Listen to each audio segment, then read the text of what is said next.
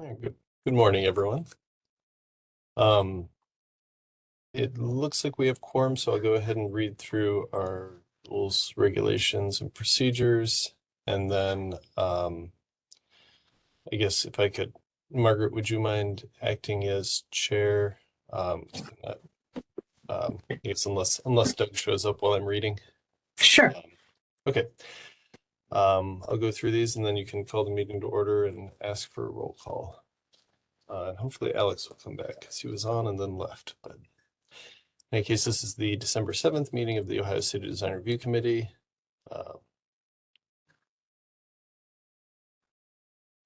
The virtual meeting regulations and procedures. The meeting shall be conducted according to Robert's Rules of Order. Actions during the meeting will be taken by roll call vote. Recusal due to a conflict of interest should be stated for the record prior to the start of any presentation. Committee member will then leave the meeting for the duration of the case discussion. No presentation submissions will be accepted after the deadline. The chair will call the meeting to order and ask for a roll call of the committee. The administrator will introduce the first project and provide some background information when applicable. The meeting will then be turned over to the applicant to proceed through their presentation. Each presentation should be completed prior to questions and comments from the committee. And once the presentation is concluded, the administrator will read any received comments. The committee will then begin deliberations and project review.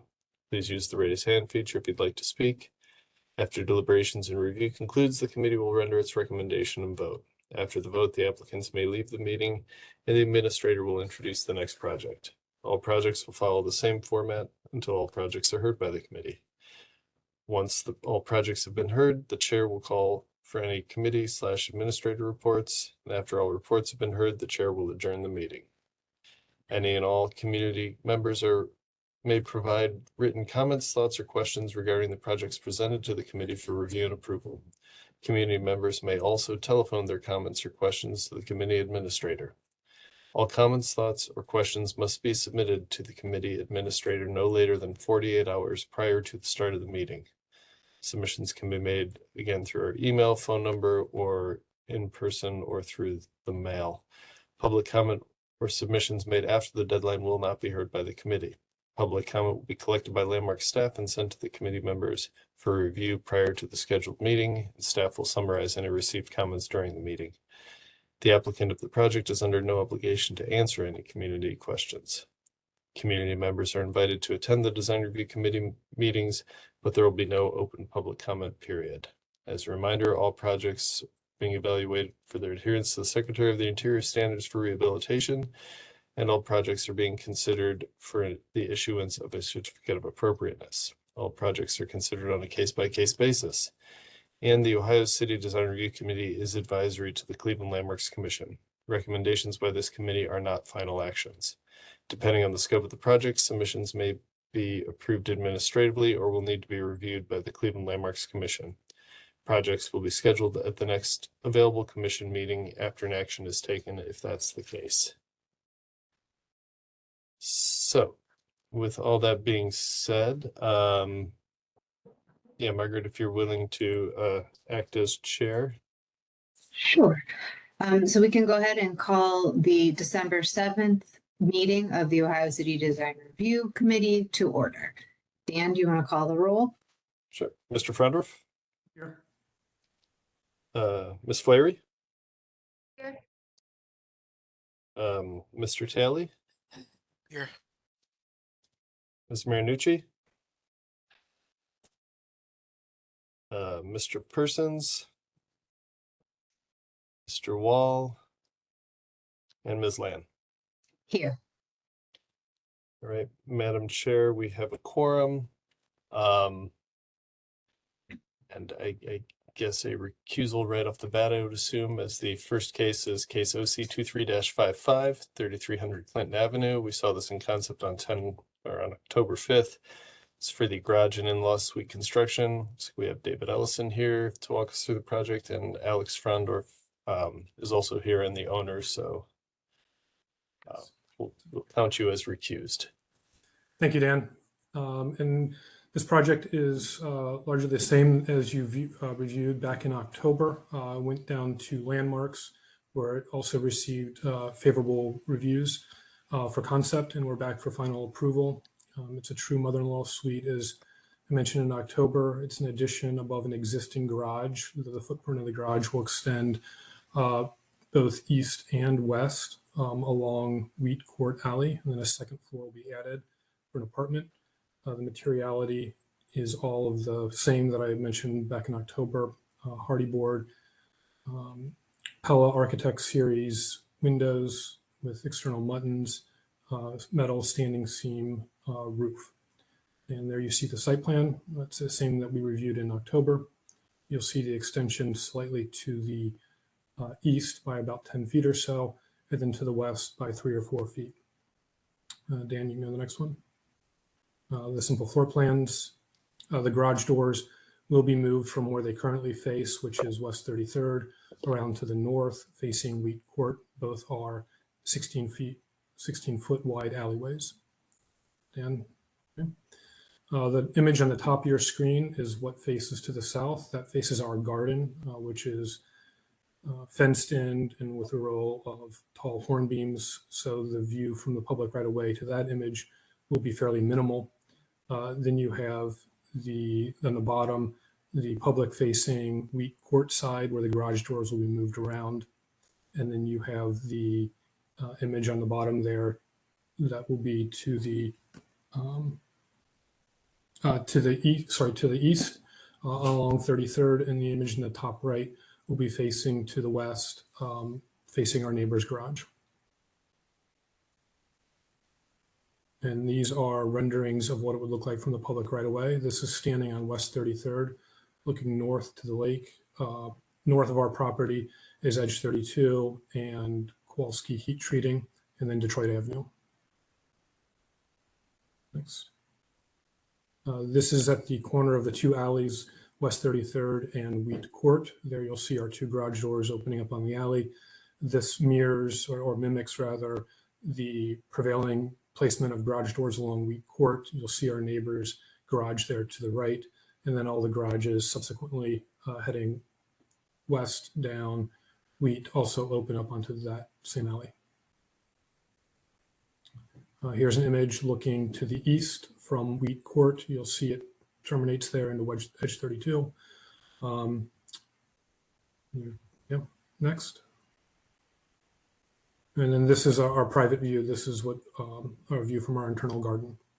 The colonnade to the left is existing. The arches there for the espalier are existing. So what you're seeing is just the addition of the second floor and the pediment and columns added to the right of the image there. Otherwise, it's the same presentation as back in October. Thanks, Alex. So I take it there's no changes based on the Landmark Commission feedback. That's correct. Yes. Okay. Well, I personally still feel like I can support this and all the materials. I don't have any other questions. What about the other committee members? I remember previously I asked a question. It looks like on the site plan, the building is 2.5 feet off the property line. In that, Roughly about that, yes. And it's okay. And I wasn't sure if there was. You have an opening within 2.5 feet of the property line, less than 3 feet. So I wasn't sure if that was a building code issue, but that really is neither here nor there. Because I think it's no openings within 3 feet of the property line.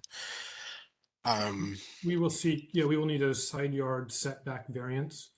Okay. But it's also in keeping with the other garages on both Wheat and 33rd and Edge 32, which is built up to the property line. So it's not out of keeping with the, I guess, the predominant placement of buildings along that alley. Okay. I don't really have much of a problem with this. I think it looks kind of pleasant. I do think the pediment sticking above the fence along the alley is a lot. It's a big, you know, I think that's a bit of a awkward sort of situation, big situation. And I think the pediment is kind of large, but I don't really have much of a problem with it.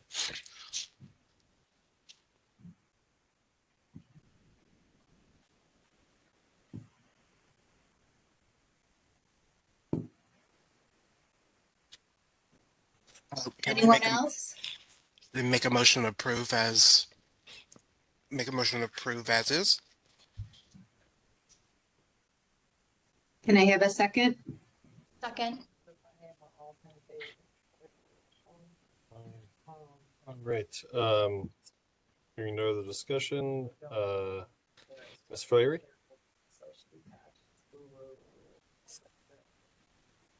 Mr. Talley, Yes. and Ms. Land. Yes. All right, Madam Chair, the motion passes unanimously. Mr. Frondorf, Mr. Ellison, congratulations. Thank David, you. we'll see you again in a few minutes. But for now, we move on to project OC 23-63, 1749 West 32nd Street. Oh, I guess this is another one of yours right here, David. So we've got Pete Morrison, the property owner, and then Mr. Ellison here as well. So yeah, if you want to just go through your presentation, let me know when you want me to advance the slides. Morning. I guess I'll go ahead. And David, did you want to speak or should I go ahead? I'll go ahead. Okay. So this is our home on West 32nd Street, just across the street from Fairview Park. Primarily the work will be done inside. We're going to move out and pretty much bring the home in a respectful manner up to code for the next 100 years effectively. And that does involve a small addition out the back, which is what we're here for. Can you advance the slides to the next slide, please? You'll see that this is the grayed out, the shaded area is the size of the addition. So relatively small as it sits on in the backyard because we want to preserve the backyard. And you'll note that the sweep into the existing garage has to remain the same. So we can't really do much to stop the second vehicle from entering the right side of the garage in the back, which is why we've kept it small and to scale with the home. The next couple slides are just existing pictures of the exterior of the house.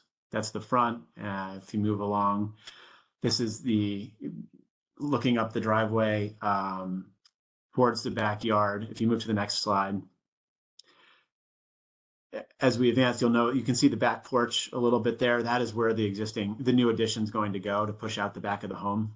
And if you advance further, one more slide, you'll see here a deck and a covered porch. The new structure will not even be as large as the footprint of the existing deck here.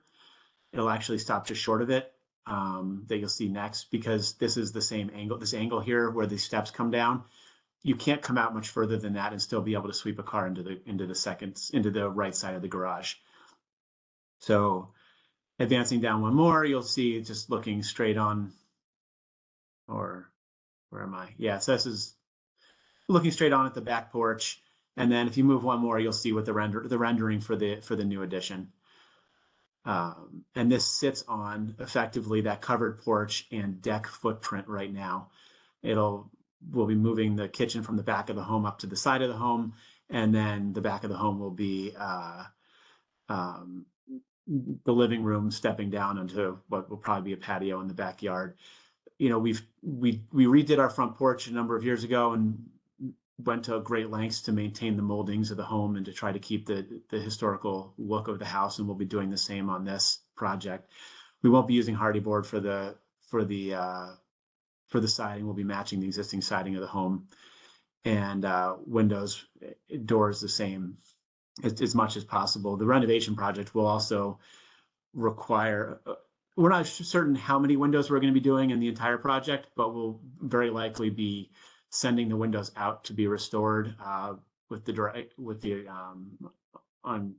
that's what was recommended by the Historical Society. Is kind of the best way to keep our windows fitting in the existing space. And then just scrolling down one more, you'll see just a little bit different of a view. And then one more, you'll see this is kind of that look up the driveway. So instead of seeing the covered porch, you'll see that this is the addition. And then The next is the schematic so you can see how it scales to the home. It is not visible at all from the street. It is visible, I suppose, in the winter from West 31st Place. If you look through the back parking lot there, that's an apartment parking lot. But really the only people who will see this addition are my two neighbors. It won't be seen from the curb at all. So I'm not sure what else I can add that would be helpful for the committee to consider, but obviously I'm happy to answer any questions. And David, if you think there's something I didn't say that I should have, I'd appreciate you jumping in. I seem to be muted, David.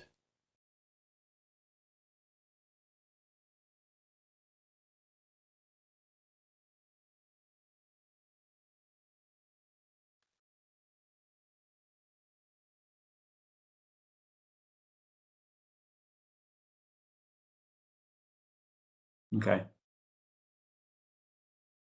Now, can you hear me? Yep. There we go. Sorry about that. This house has some really beautiful windows, especially on the front, and the idea would be to restore the wood windows, where we're dealing with historic windows. Where we're dealing with the newer windows, we have we'll probably look to get pricing on wood windows or aluminum clad wood windows that resemble historic windows from the outside. And we, of course, won't be using, unless we come back to you for review, something like a fiberglass or certainly not a vinyl window. So the Morrisons are sensitive to the window issue, and I think they're doing the right thing. We have to make the project work, and we haven't gotten pricing on the windows yet, but the intention is to use a good-looking historical window. And then we're really only talking about where we have new windows in the rear of the house and not facing the street. The other thing that you might have noticed when we were looking at the renderings is that the roof over the master bathroom area is relatively flat, and that's to preserve the windows from the attic. And we might not do that kind of thing on the front of the house, but it seemed like it was an acceptable way to go on the rear. Those are only my only comments on this.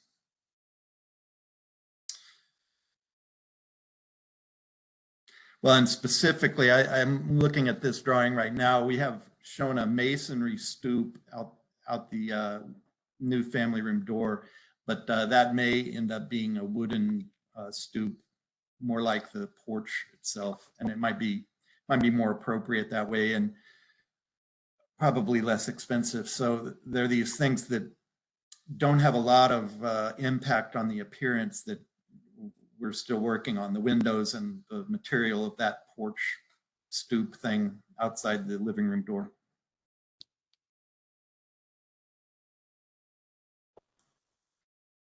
When it comes to the windows, because it looks like there's some that are 2/2 existing, is that correct?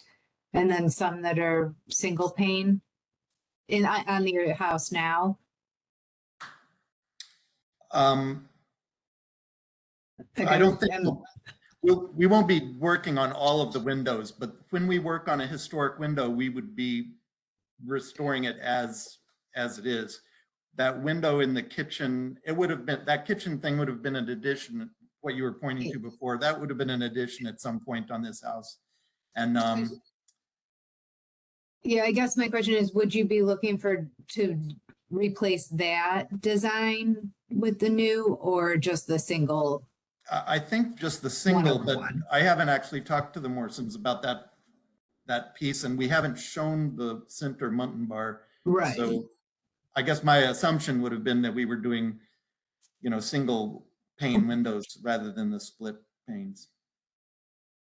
And I was going to ask about the stoop, so thanks for bringing it up. I do think the wood would be more in keeping, unless, of course, there's like a weather-related reason or concern about the longevity of the material, but I think the wood would be more in keeping with the house. And then it's, remind me one more time, I apologize, wood siding, but with boral trim. That's right. And we'll be using the tapered wood lap siding to match the originals. And this house has these horizontal boards and then vertical corner boards that we would use the boral to reproduce that kind of detail. Thanks.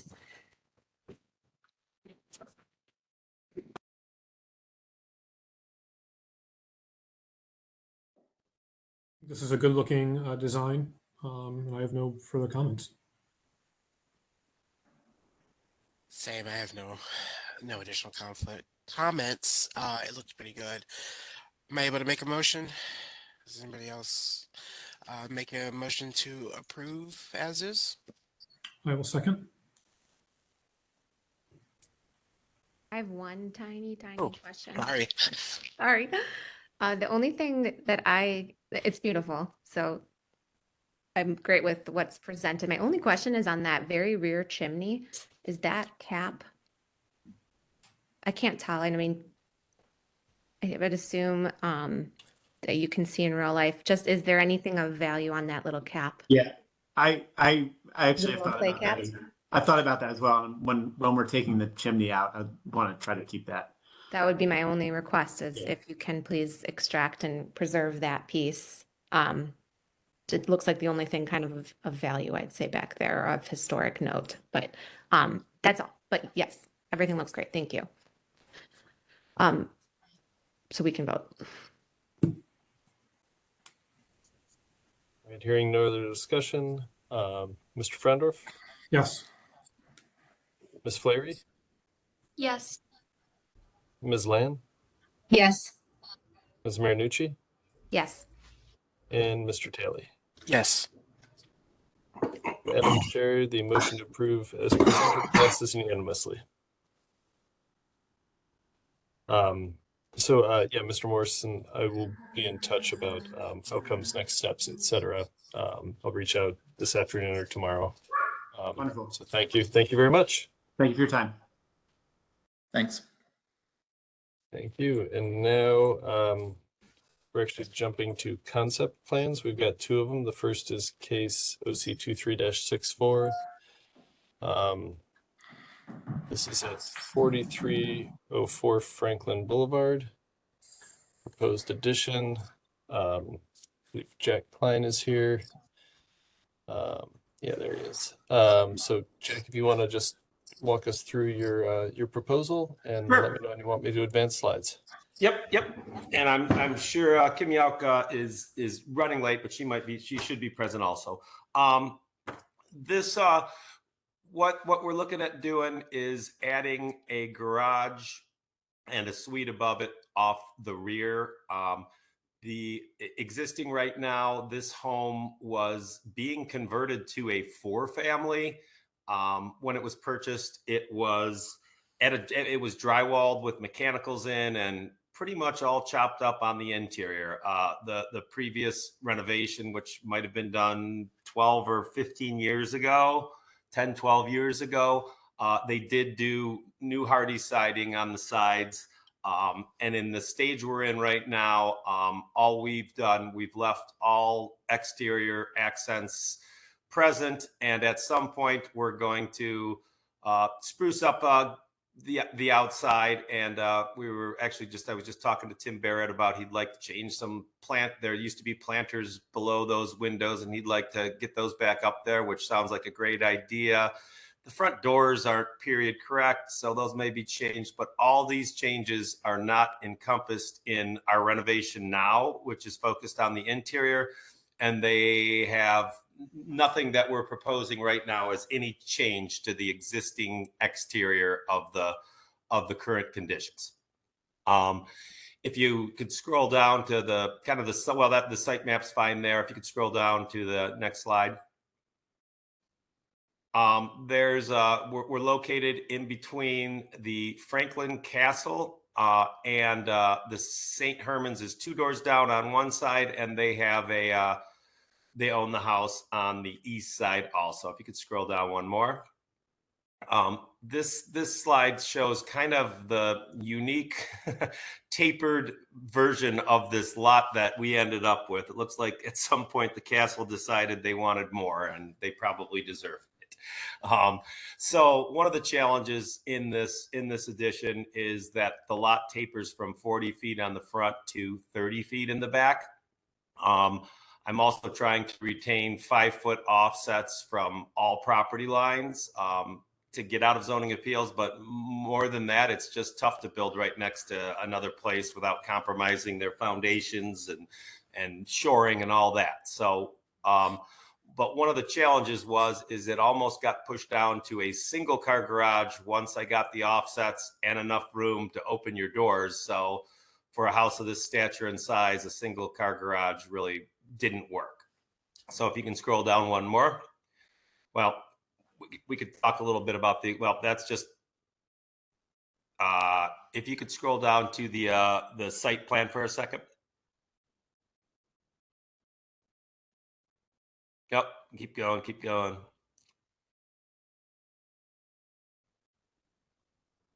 There you go. So what we're proposing is bumping it out slightly to the east. And so this shows the new and the old is kind of called out right there in the middle, the existing structure and the new. There will be a courtyard in the middle and a connecting hallway that goes to a suite above the garage. It's kind of unique that the basement level of this structure is actually the same level as Vine Court. So you'll actually be able to walk from the basement all the way into the garage area and the first floor into the suite above the garage area. If we can go back to some of the pictures of the rear and the sides, this is looking, any one of them's fine. This is looking straight on from the back. You can see that the Franklin Castle carriage house happens to be right on the property line. It also comes almost all the way to the alley. We're going to be stepping back from the alley about 24 feet to allow for some parking and in the garage, outside of the garages, and also just to not encroach upon the alley. The alley's already getting kind of crowded with the Franklin Castle right up against it. If you can go to maybe the overhead outside of the rear. That last one was a good one. Nope.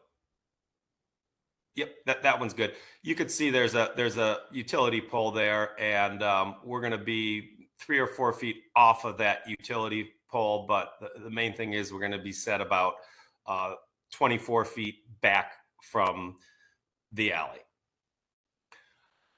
If you can go to a couple of the renderings here, and we could walk through some of those.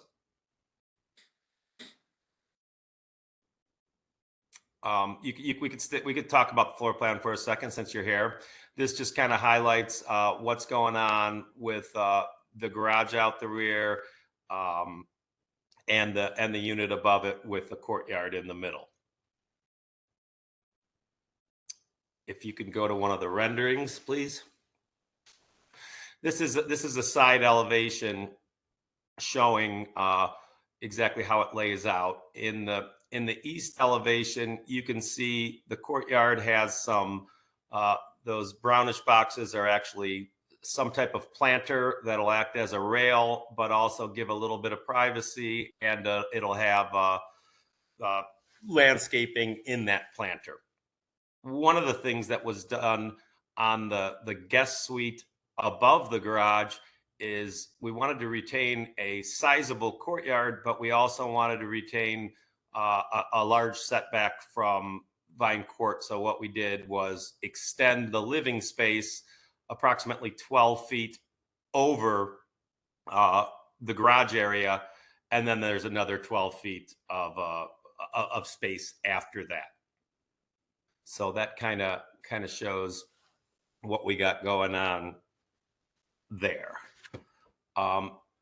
This is the rear elevation showing We've got a 3-car garage and a normal man door. Siding will be hardy siding. There is another slight overhang that hangs over even beyond the cantilevered living space. That will likely be a metal roof, a low slope metal roof. Exterior will be all siding. Those garage doors don't necessarily reflect the actual garage doors.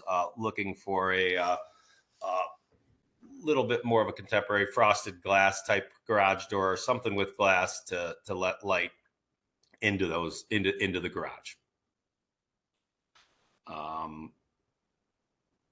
There's a cross section kind of showing the unique situation is that you can walk straight off Vine Court.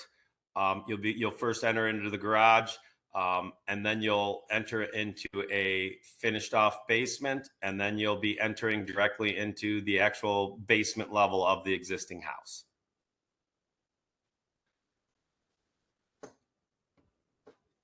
I'm trying to think of that. That's a good representation, not exactly perfect as far as the way it came out, but that's a good representation of what's happening. Unfortunately, the courtyard is showing a little bit 2 or 3 feet thinner than it should be, but that kind of depicts the planters. Those planters need to be a little bit closer. We're going to meet code, and they're going to be 42 inches high, but wanted to soften up that side as far as get a little bit of greenery over there, and still provide a rail type feature. The space in between those will likely have to be 4 inches or less just to meet code, but kind of wanted them to read as separate entities as opposed to just a long wall or just a long rail. Trying to think of now, if you go over to, there's a rendering from if we go back to one of the second picture from the top, or the 1, 2, 3, the close up of the front, right below the close up of the front of the house has a big tree in the front of it. You back it up. There you go. As far as all of these, this extension onto the house, well, this tree does a great job of blocking the beautiful home, but very little of what we're doing on the rear of the lot will be seen from the front of the lot. It's relatively close on the left side. It's relatively close on the right side. And the views from the front don't really, the addition of the back doesn't impact the front facade very much. And I guess that's about it, unless anybody has any questions. I'll start. Sure. Jack, can you please clarify, are you the owner of the property? No, I'm the architect. Okay, and then what's the use for this property? Is it This is is your client- that was the big change in this. This was set up as a 4-family, Mhm. and it has been converted over to a single family home. So your clients are the ones that have owned it. It changed hands maybe 5 years ago, 6 yeah, years ago? 3 or 4 years ago, yes. Okay, so your clients bought it and they've been the ones that are doing the current work on the property. Correct. And Okay. it's being changed from a 4-family to a single family home. So Got it. And this will be the workshop space is for their use, or I assume it is. associates? The main goal of this was to get garage parking and a connecting way. What that they'll be using it as a workshop for a while. I don't know what their long-term goal of it is, you know what I mean, but it also was meant to be possibly an in-law suite for her mother-in-law too, possibly down the future. But in the short term, it was the main goal is to get the garage up, get the structure up, and what happens with the interior down the road, as far as finishing it all the way and so on, will be established. Okay. So are they looking for any variances pertaining to the use, or are they? No variances pertaining to the use. Like I mentioned before, we have a 5-foot offset from all the property lines. We're actually 24 feet from Vine, which is pretty unusual. Most things are packed up against Vine Court. So I am in current talks with St. Herman's House. As you could see, that small square at the rear of the property that kind of goes over by the telephone pole, trying to work with them to let us get over there and in exchange do some other things for them. That was my next question. So are you acquiring land from them? Yep. If you want to go back to the site plan, that's a pretty good one. And you could see it kind of doesn't impact them too much, because if you look where that utility pole is. And is that already done? Is that in agreement? No, well, yeah, I'm working with them right now. I think they had a surveyor over. It has to. I've met with them a couple times. It has to go all the way up the kind of the chain of command, because I guess St. Herman's is not just one church; it's a conglomeration of churches, and yeah, they're working with me now to get that squared away. Okay, Dan, as a point of like order, if that doesn't, should we review it assuming that comes to fruition?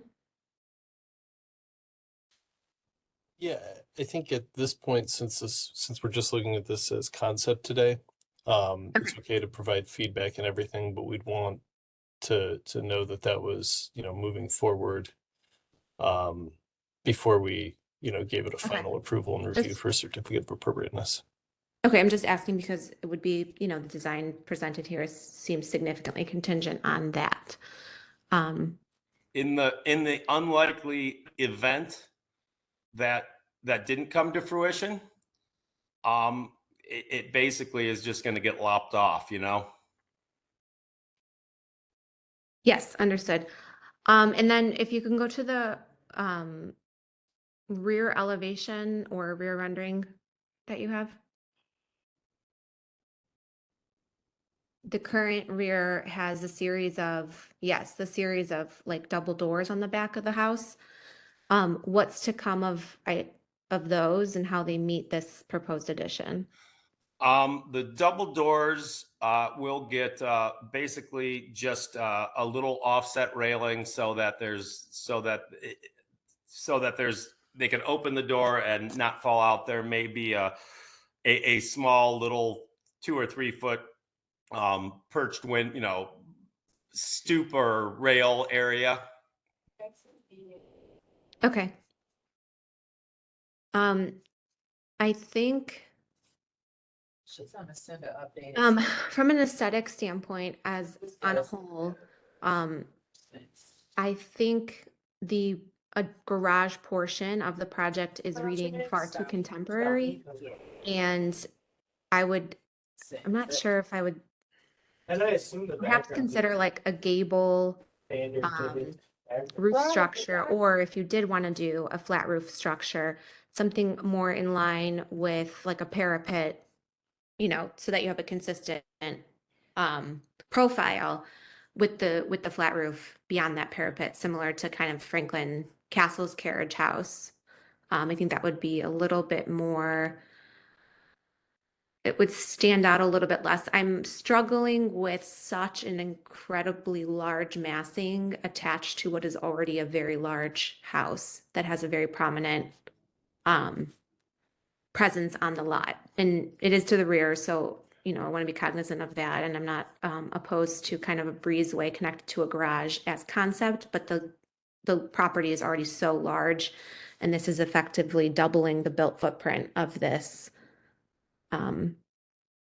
house. So I'm not sure if it's that the mass doesn't feel necessarily deferential in terms of the overall massing, even though I think the way it steps down is deferential in that way, but it seems a bit overwhelming. Well, could I one of the reasons that I'm totally open to that's a good rendering. I'm totally open to ideas as far as reading contemporary. We're going to use hardy siding. We're going to use clad windows. We're going to use all the best of the best materials. One of the reasons for the flat roof and one of the reasons I don't want a gable is because there are views out that top window of the lake. That's And fine. Yeah. Would you and consider going to like a parapet or just something that would hold the profile a little bit more contextually? that's that a parapet is not a problem at all. And as far as the massing, if you kind of look, either that picture shows the massing of the Franklin Castle carriage house, which is 10 or 15 feet taller and backed clearly up against the alley. So I was trying to be sensitive to the massing, and that's one of the reasons that the garage is backed off 24 feet. And it's just not a large block. Has some depth on the alley side. And as far as from the front side, it's almost unseen from the front facade because of two reasons. Number one, it's relatively skinny between the buildings. Number two, the lot slopes down and back. Understood. I think my other two comments, I would also suggest rectifying. I understand the angling of the back of this, of this addition based on the property lines, but I would strongly recommend rectifying it into. I think the angle is adding also to the feeling of it feeling like a very contemporary addition. It's not really compatible with the existing architecture, in my opinion. The other thought, and I say this with lots of love for my neighborhood, I would not recommend glass on a garage door on Vine Court, nor would I recommend an overhang from a safety standpoint.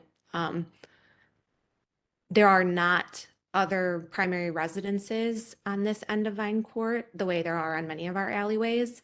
And there are definitely, it's a lot of foot traffic, and I would minimize any risk of safety to the property by not doing an overhang and not doing glass at a garage door at this location. As far as I don't know if you're familiar with the other proposal that is on Clinton or on Vine Court. If you do look along Vine Court,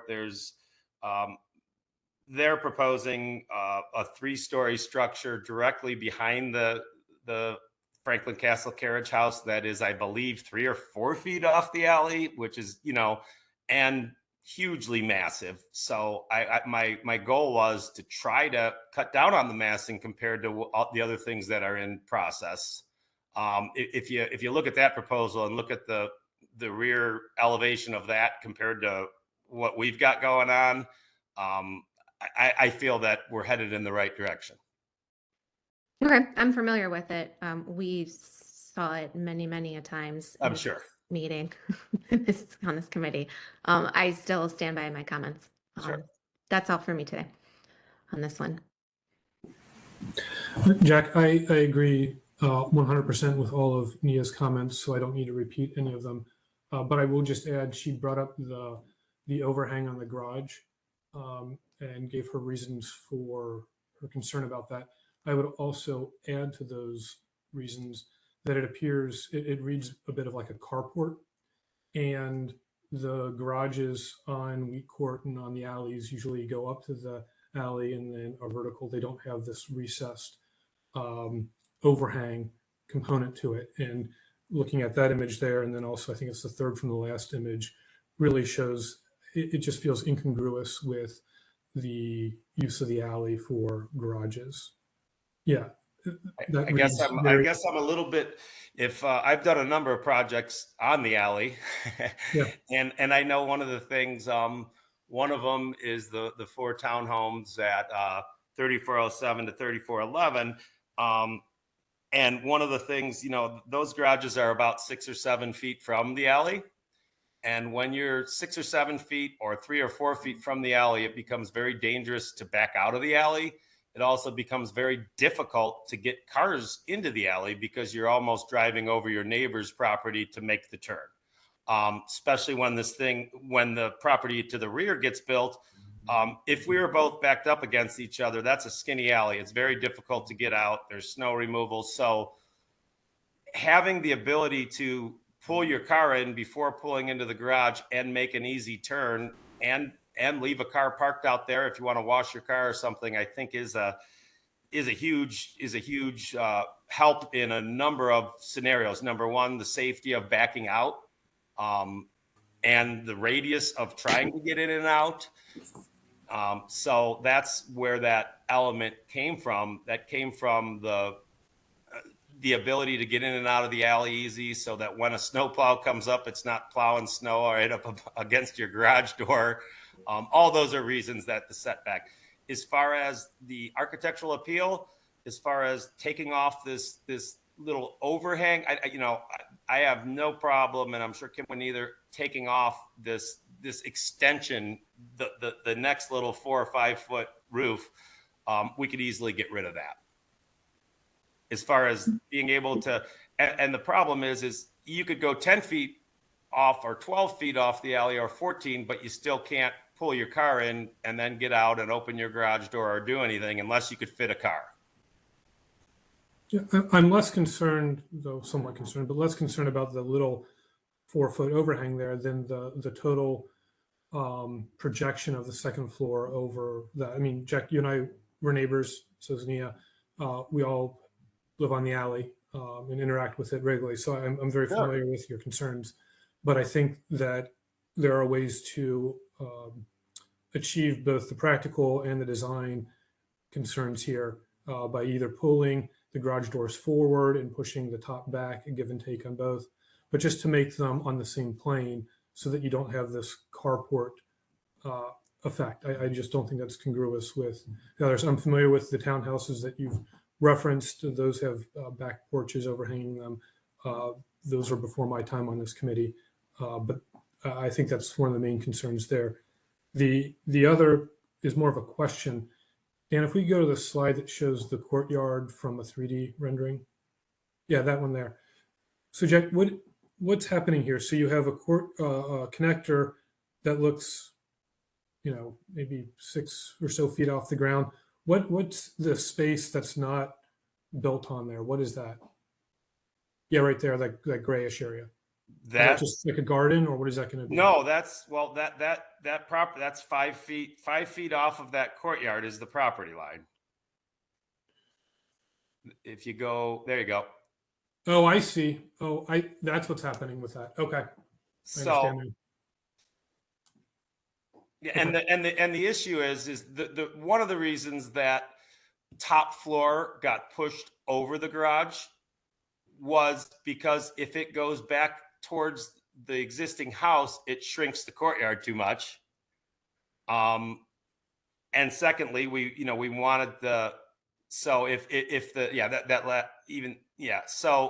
we slide the living space above, it shrinks the courtyard to the point where it becomes not very usable. So that's how that got pushed that direction, and me trying to protect the ability that you could pull your car in off the alley without, for a time before you have to be kicked right into your garage.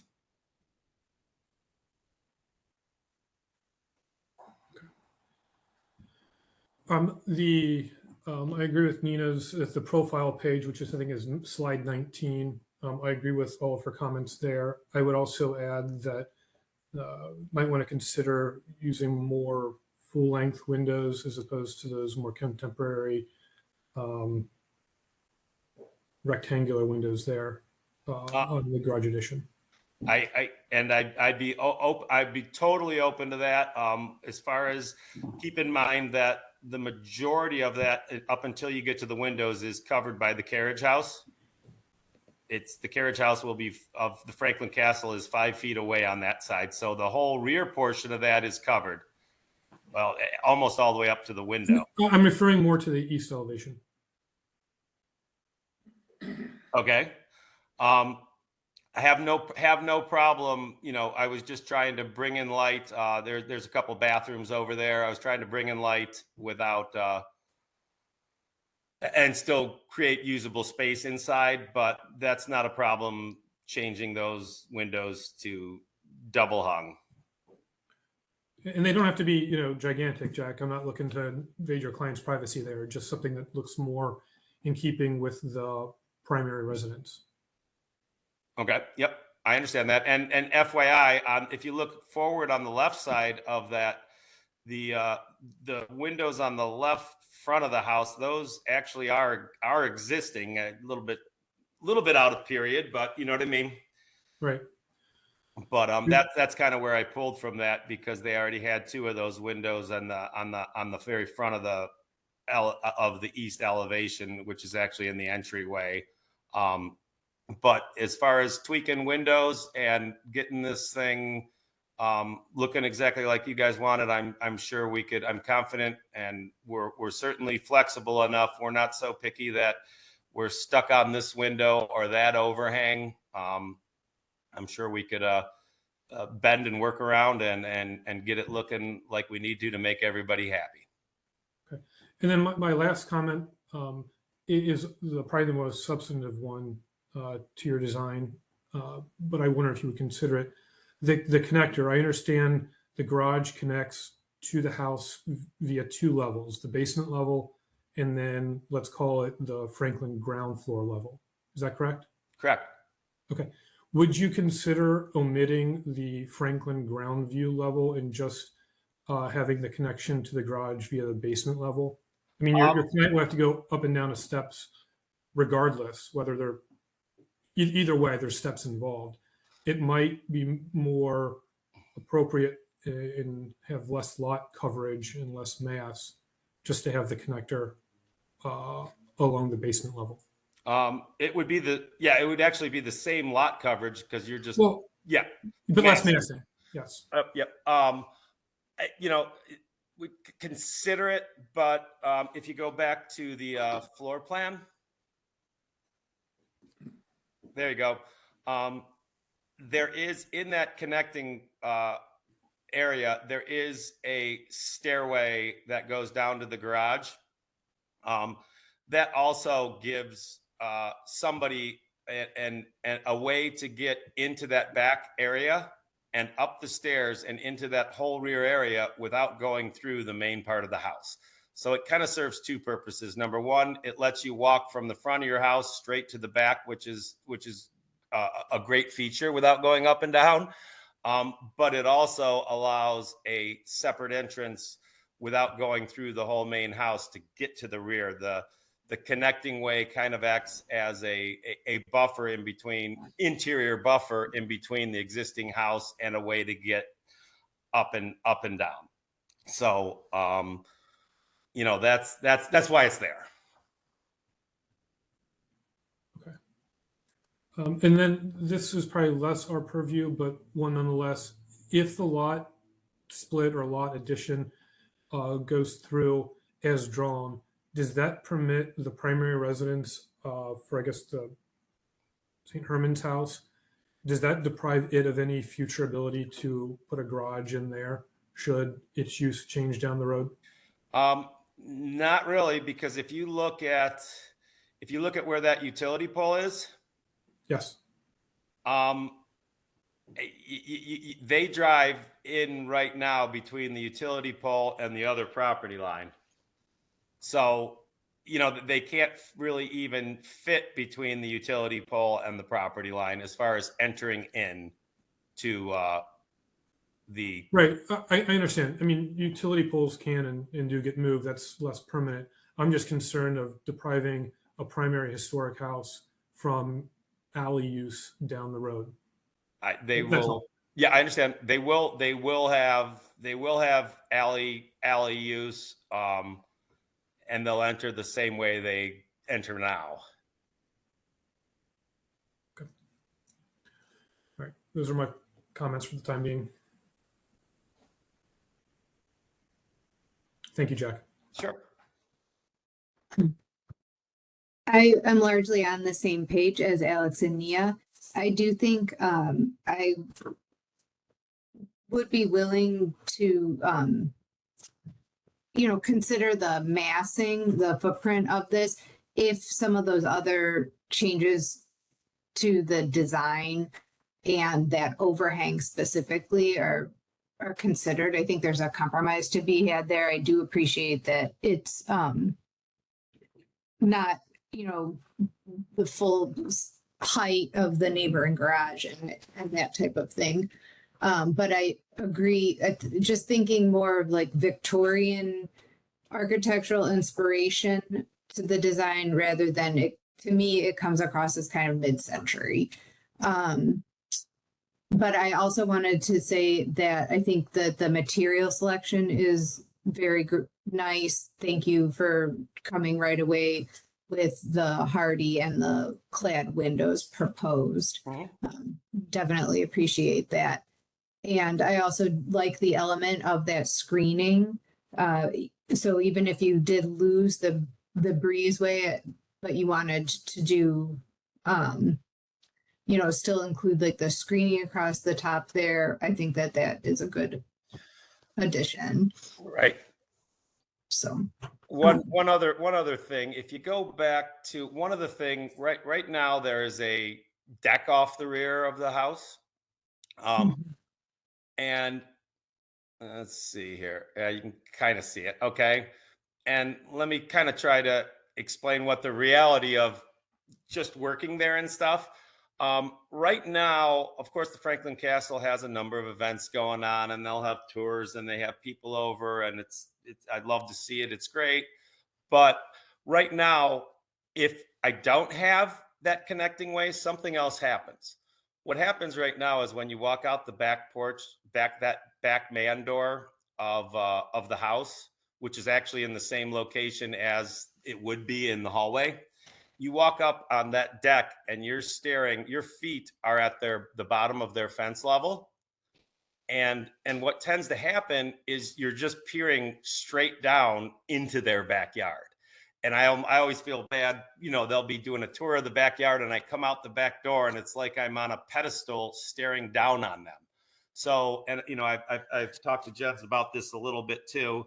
And what that hallway also does, and that's why those windows were put up high, is I didn't want to be perched up above the Franklin Castle's rear backyard and like staring down on them like I'm looking right down on them. And whenever I walk out that back door and they're doing a tour in the back or something, I'm like, oh, I don't need to be up here. So it does serve as a buffer, so you're not staring down into that person's backyard. That was another point about that, and that's why those windows were pushed more kind of transom windows, so that even on the inside of that you wouldn't be staring down into their backyard, invading their privacy. So the connecting way did a number of things, and one of them was trying to be sensitive to the fact that I don't want the occupants to be on a pedestal staring down at their neighbors.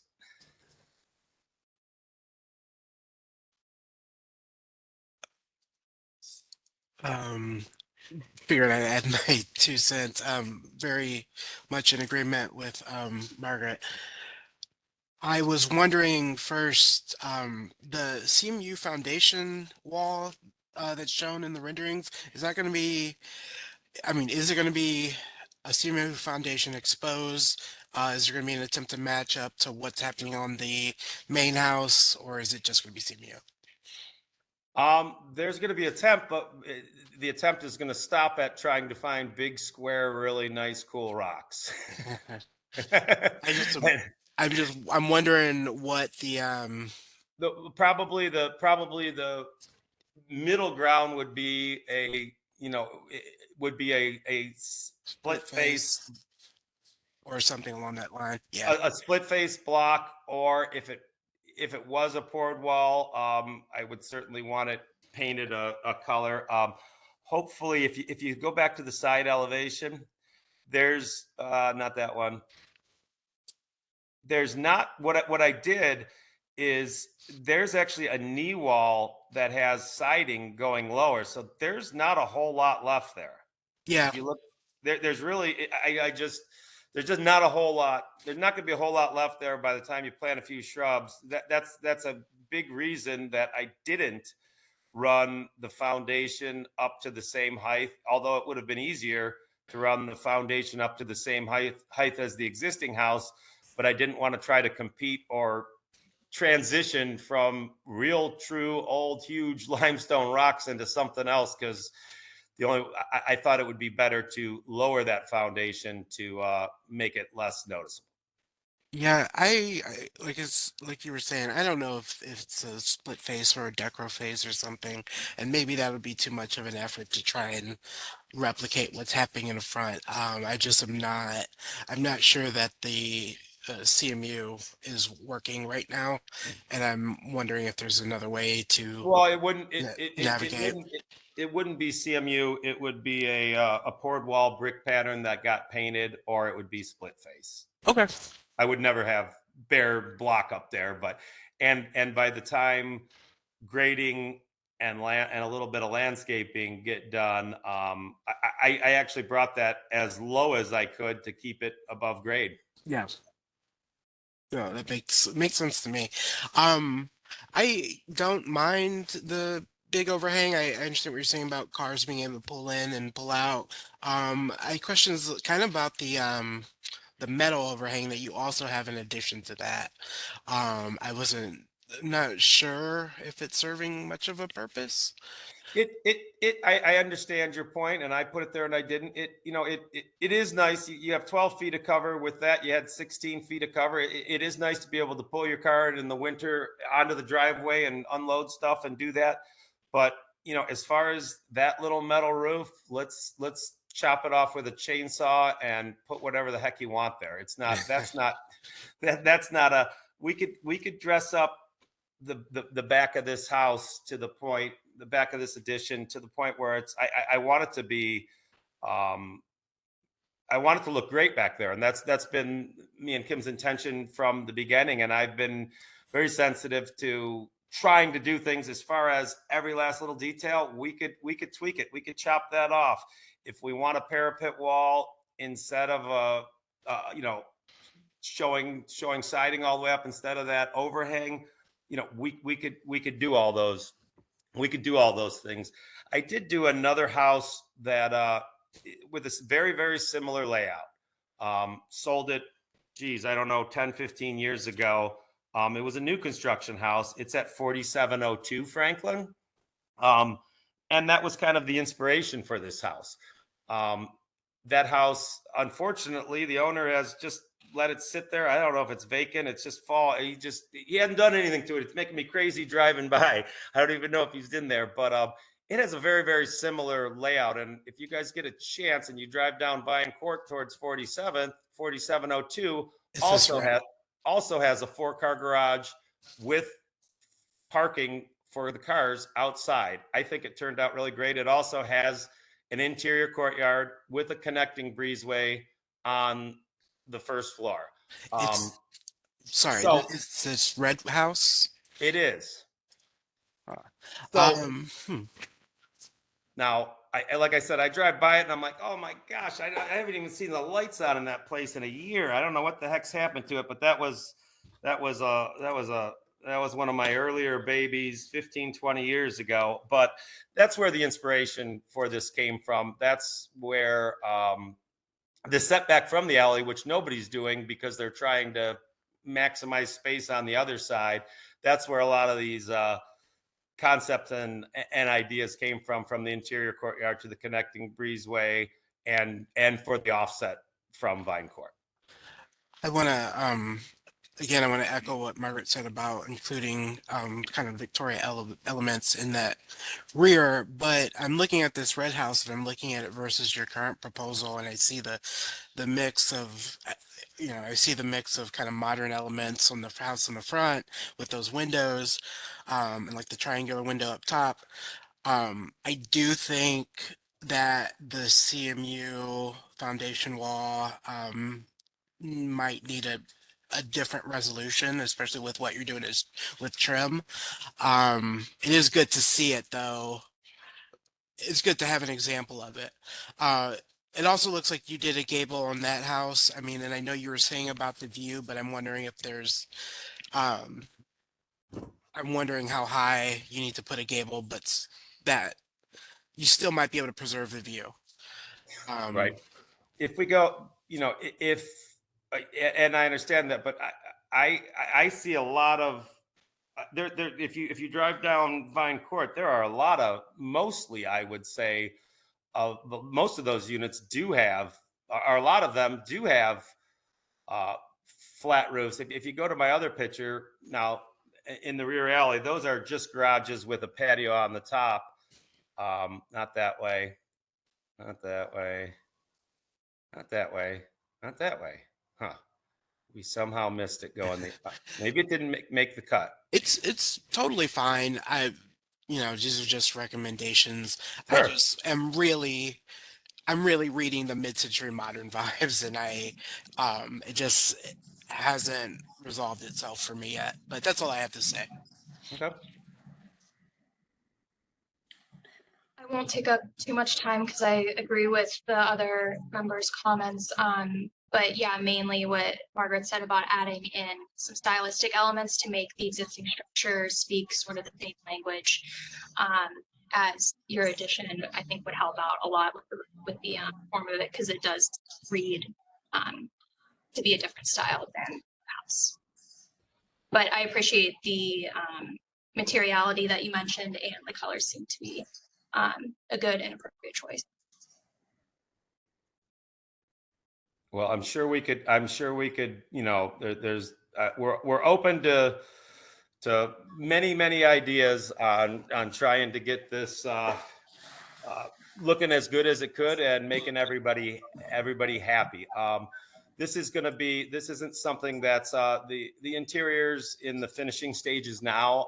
There's probably a month or two of work left on the interior. This is a later stage project, whether it would happen this coming summer or the following summer. It's something that's going to happen either this coming summer, or possibly the following summer. So we do have some time to work through all these details and get it all tuned up.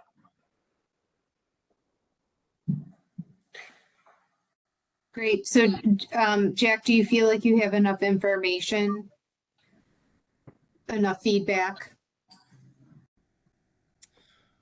I do feel like I have enough feedback. I'm, as far as I know, it's going to be a big step to jam this garage up against the alley and have a hard time for people to get in and out and not be able to pull your car in without going directly into the garage.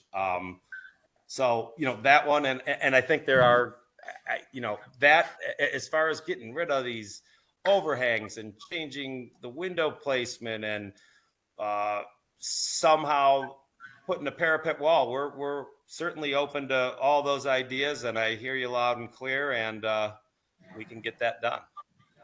Well, maybe, it's a matter of taking this feedback and seeing how much of it you can put into the design before you come back, and what works and what doesn't. That's why there's a lot of ideas shared here now, and then we'll see what you bring back to us.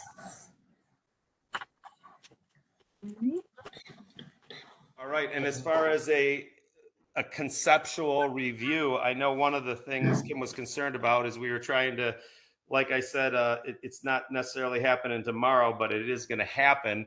Are we at a stage where we can at least, the actual concept can be approved? Certainly not the details, and certainly not a final approval in any way, shape, or form. Yeah.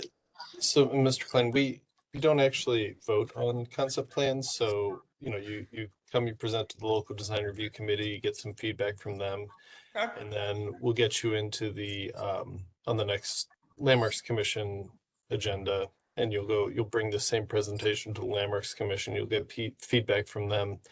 Then once you have all that feedback, you kind of, go back to your client, hear what everyone said, see what works, and kind of try and make adjustments to the plan, and then come for a final review and approval from the local committee, and then to Landmarks again for the final approval. Okay.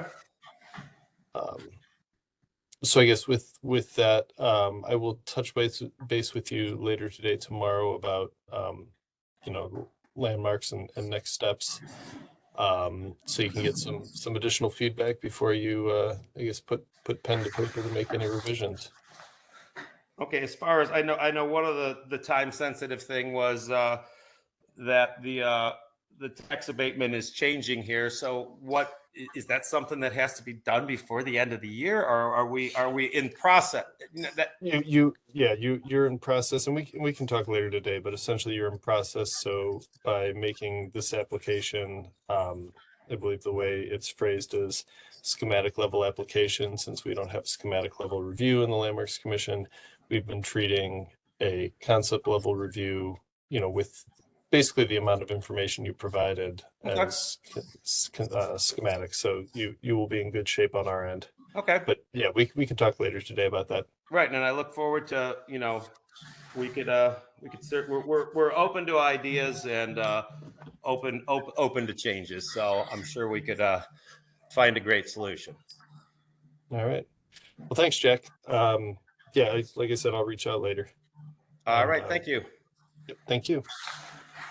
All right, next up we have case OC23-65. This is another concept level review, so no vote will be taken. We have I think Sam Huffman here, the owner. I know we have Mr. Ellison, the architect. I don't see Sam here, so maybe I guess that leaves you to or Ned Huffman. There we go. Okay, gotcha. Yeah. Sorry, my I'm screen wasn't actually big enough. sitting in for my son. He's on a plane right now going to Italy. So I'll let David do the talking though. All right. So is my microphone still on? Currently, the property has a historic house on it, a small house, which is shown as the dark gray square toward the middle of this drawing. There's a one-story gable addition that stretches out to the back end of the outline there in the plan. Our proposal would be to add another house to the property on an adjacent lot and to remove the one-story gable addition at the rear of the historic house and replace it with a two-story element that would enlarge that house. The third piece, the garage with the apartment above it along the alley, is something we'd like to consider, but it would require the City Planning Commission to agree to a change in the property line so that the garage associated with the historic house property would sit immediately up against the garage associated with the other house, and that would require a jog in the property line so that we can keep the two properties as under separate ownership, where the garage with the apartment would belong to the new house. So conceptually, we were talking about 3 dwelling units, 1 renovated historic house, 1 new house, and 1 garage building that is actually 2 separate buildings, one on one property, one on the other, the bigger part having an apartment above it. So we could probably go to the next slide here. This drawing shows our proposed development right here in the middle of the page amongst other houses in the neighborhood. And I don't need to tell you all this, but the National Register Statement of Significance for the Historic District mentions the variety of styles of the houses in the neighborhood as making it the reason why the neighborhood should be regarded as a historic district.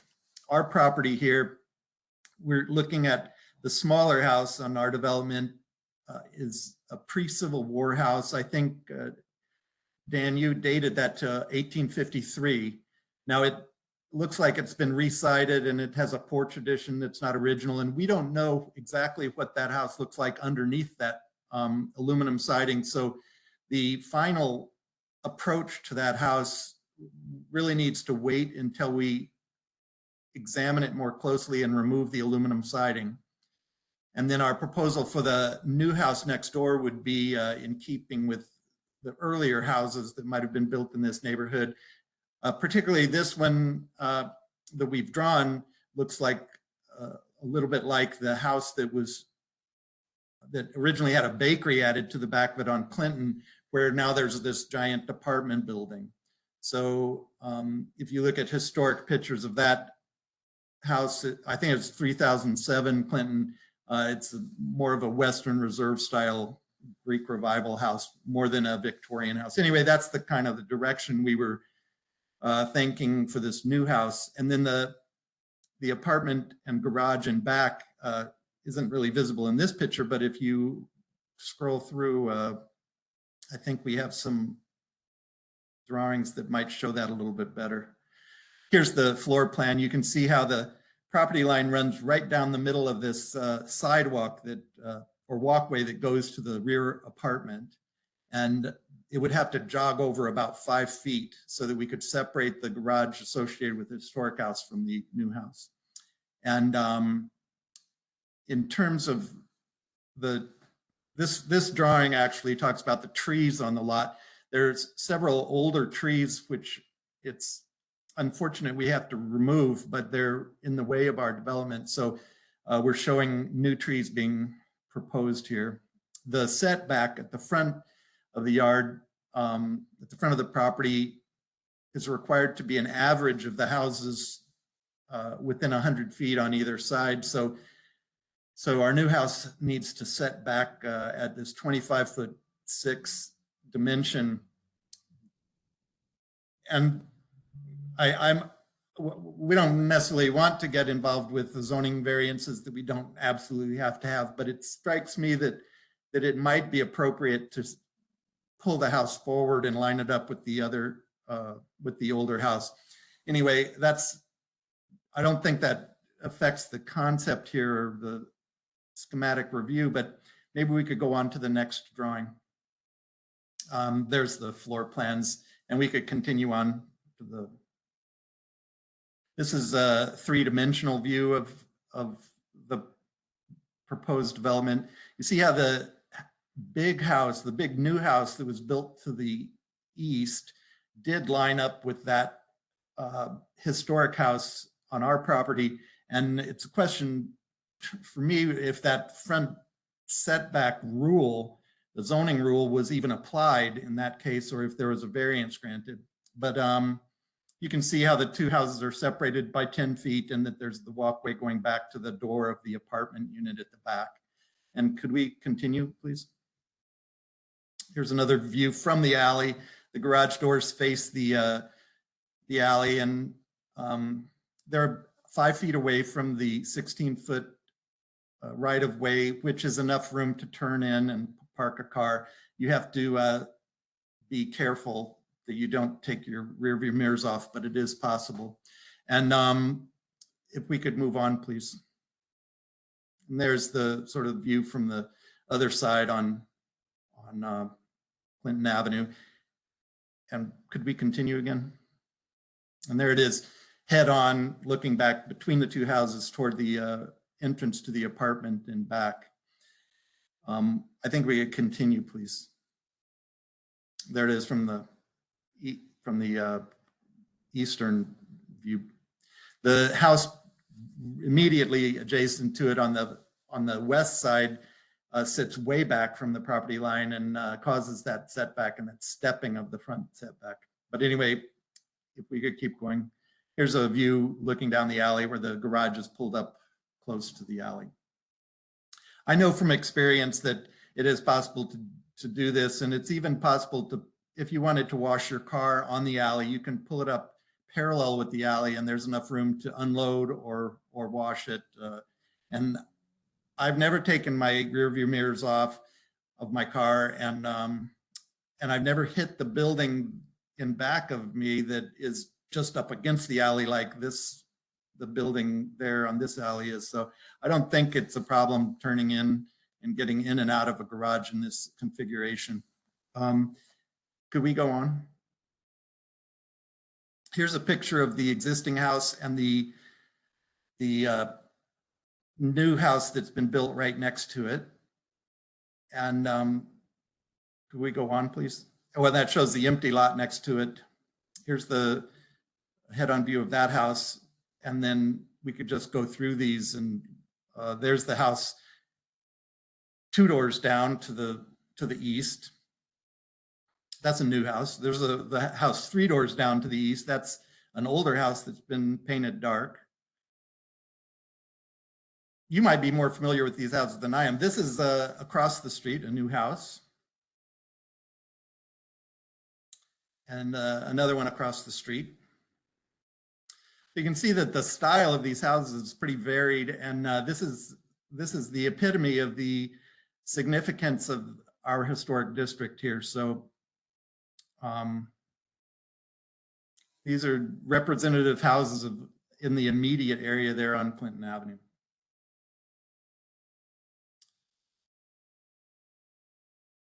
That's 2 doors down to the east or to the west, and this is the house right next door to us that sits so far back on the lot.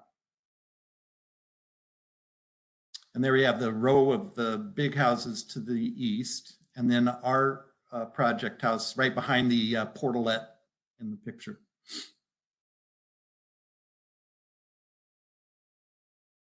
And here's the house on our property, this pale green house, and then the house 2 doors down, the blue house with the yellow one, you can kind of see set way back on the lot next door. And that multi-trunk tree there in between the pale green house and the blue house is the one that has to come out in order for us to get the new house there on that lot.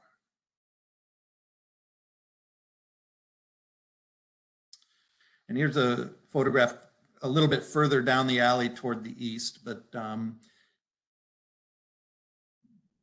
you know, these back up against the properties on Detroit, and this is the house immediately next door and a historic garage that's on our property that we would also be looking at taking down and replacing with a new garage. And I think that might be the last of those photographs. Or is it? Yeah, that's all I have.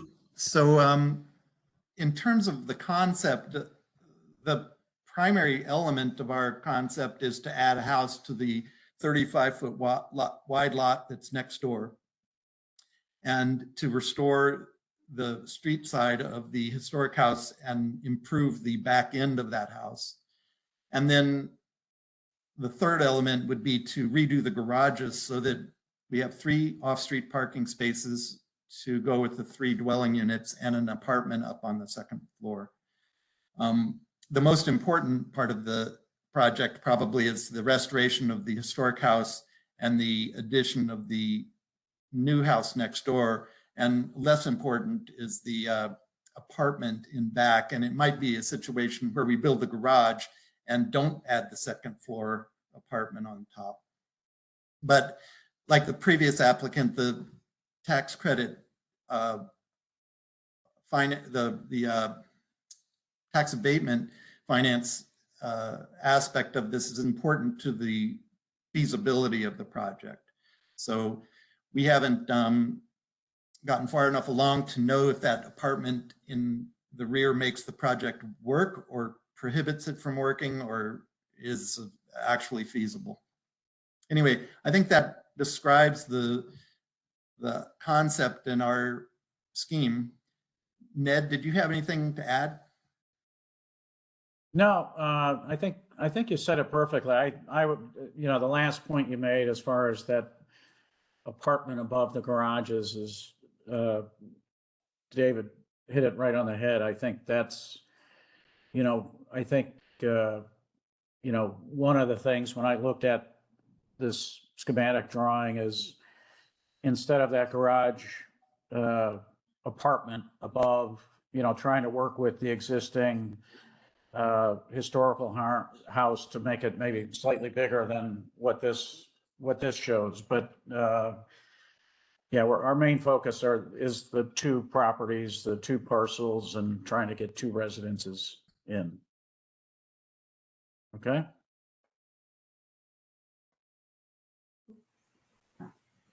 Can you help us understand what the program here, what's the intent? Are these going to be single family for sale dwellings?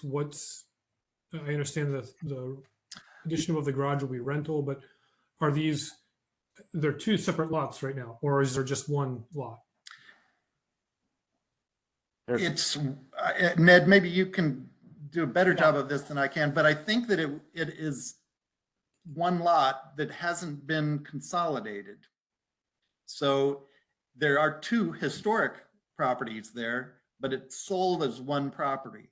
So if we were to develop it, we need to deal with this question of whether it's a joined. If you look at the county website, the permanent parcel number is there's Yeah. one permanent parcel number, but the lot line is still there. I'm not exactly sure. I think the idea is that Sam Huffman, who's Yeah. not here, will live in one of the houses. That's and then correct. we'll develop the other house for either rental or for sale. And Ned, you could probably.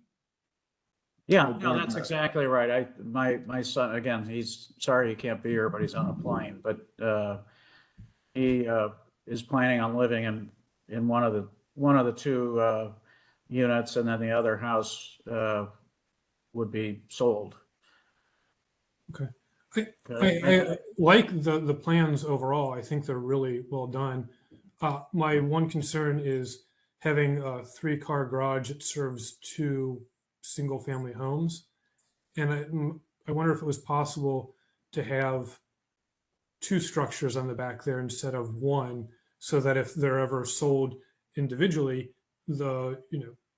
each house has their own freestanding garage with or without an apartment above it servicing each house. Yeah, Alex, I think that's a great point. And I think with some moving of the property line at the rear of the property, we might be able to accomplish that, right, David? Right. That's one of the things that complicates this particular scheme is that wall between the single car garage and the 2-story garage with the apartment above is a party wall, or would probably need to be 2 walls. So there's technically 2 buildings, but they're lot line buildings, even though it looks like one. And the project that we were looking at before, the old garage on that property had butted up right against the Franklin Castle garage. And that would be the kind of situation we'd have here, is where one building butted up against the other. And you see, it requires the jogging of that property line to do that. It provides a little bit better garage if we have more width, but I think we can get a 2-car garage in a 35-foot wide lot. And we would probably separate these 2 garage buildings if we weren't going to build an apartment and we weren't going to take this particular approach with the back end of this lot. So it might be that in the future, it might be that we would build the garage with a foundation and plumbing sufficient to add an apartment to it later. But in that case, we would respect the 35-foot property line on the one side and the 25-foot property on the other, and keep a setback for detached garages. So we wouldn't need the 5 feet that we're looking at. Yeah, David, I'm curious, looking at the site plan, which I enjoy the site plan. I think it's a great site plan. If the city or Building and Housing Board of Building Standards, what they may have to say about utilities, access, if they would even view this as a townhome development, and if that's the case, that would perhaps impact your setbacks. And I think if you wanted to keep it a really clear, straightforward 2-family zoning application, then separating those 2 structures at the rear would be kind of a no-brainer way to simplify that. We're looking for simple, so we're probably going to separate these 2 garages. And we thought we needed to get something in front of you that conceptually had 3 dwelling units on this lot. I mean, Um, I don't, I'm not, again, opposed to, this is something that I feel like I say all the time to people who are trying to develop townhomes or rear houses. It's like, this is what we're always asking for people to get to. And you're giving it to us on the first go, which is always really satisfying. That's where my mind goes, is immediately like sitting down with building and housing and them being totally confused as to what this is and if it's this and if it's that. And, as you know, you've done this many more times than me in that position, but either way, what you've presented here from a site planning standpoint is really nicely done and well thought out, in my opinion. Alex, do you want to give feedback on the design, or can I? Yeah, I only have one comment. I can wrap it up. I would consider, I don't think it's necessary, but I would strongly consider moving the new Greek Revival house up to be in line with the historic house to its east. But other than that, no. And I think the addition to the historic house is very sensitive to the front part of it, to the pre-Civil War period part of it. And I think that's done well. Those are my 2 comments. My comments on the aesthetics and like everything on the project are also brief. For the existing historic home, I would love if a future iteration or at some point we could, if there's evidence of what that house was. The porch doesn't look like, and I think you said it does not look like it would be original. I would love maybe an exploration or getting that design a little bit closer to what we think it could have been. And the addition on that guy, my preference, and this is like, again, very picky, would be for that gable not to turn, to keep the gable massing stacked, because I think it's just a charming thing that ends up happening in the neighborhood where we have these like, those gables just kind of going over each other, rather than turning it as a cross gable. But again, that's pretty particular. Yeah, and we looked at it both ways, and the renderings ended up this way, and we headed off in the other direction also. So I think that that's all within the flexibility of the stage we're at with this project, and the concept of having these 2 houses on these 2 lots and maybe a third apartment is really what we're looking for, I think. Yeah. And again, for me, conceptually, that's fair for me. The only thing on the total new construction, and this is something that maybe is up for discussion or debate among the board or in yourself, is in my opinion, it's an objectively beautiful building. It just, is it teetering on faux historic? Is my question mark. And or it's hitting all the other boxes in terms of scale, massing, rhythm, all of the above. Just wondering if it is teetering in that faux historic line. So that's all. Can I make one comment on the faux historic line part? I see what you're saying. I hear it. But throughout history, we've always taken inspiration from, that's why it's called Greek Revival. It's a revival of the Greek period. We have Egyptian Revival. We have Neoclassical. We're always revisiting and borrowing from designs that have worked particularly well throughout history. And I encourage that. So obviously I would say that, but I just wanted to add it. And I don't disagree in this. That's why for me, even it's kind of a question mark, and I'm curious what the other colleagues on the board think.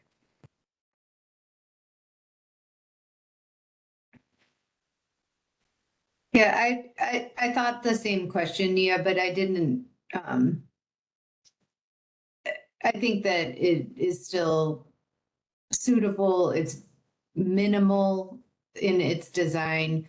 And so I'm comfortable with that. And I just wanted to say thanks for putting a front door facing Clinton on that third house in the back. That is a very nice and appropriate touch.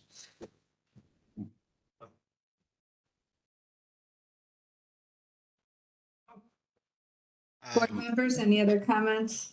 No additional comments. I'm just curious to see how the lot breakdown, how the lot splits and things break down eventually, as I'm sure that's going to present a unique solution. I tend to be on the opposite end as far as that question goes, but I do think these are suitable for this neighborhood. I think the style is appropriate for where we are, but like I said, I do tend to be on the, not necessarily recreating one for one what was. Um, I always think there's a way to modernize it. I think there's a way to, keep it current, without just redoing what what's down the street. But I do think these are appropriate. Yeah, no additional comments just on that question. I think it's an appropriate and sensitive design, and like Alex mentioned, it's revival, so we're pulling from the past, and I think it's a well-designed project. I wouldn't say that it's historic.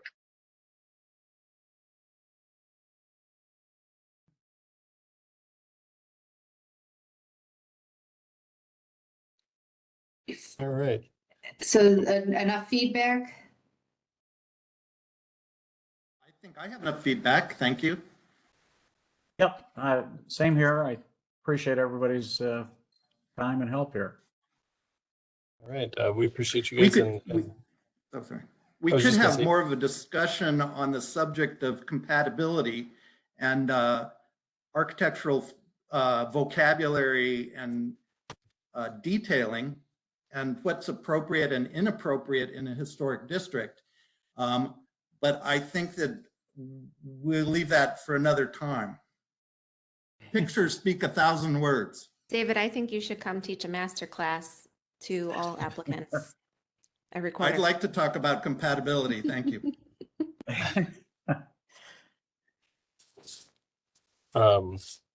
Yeah, I don't know if that's a larger topic that we need to set aside some time for, but I guess as far as this case goes, if you feel like we've got enough feedback on this, we have you on the landmarks agenda, I believe for next week. So I'll confirm that in the email this afternoon or tomorrow, and you can get some feedback from the commission and then work on final plans. Great. So, Thank you very much. thank you. Thank you, everybody. Appreciate Thank you. it. Thanks.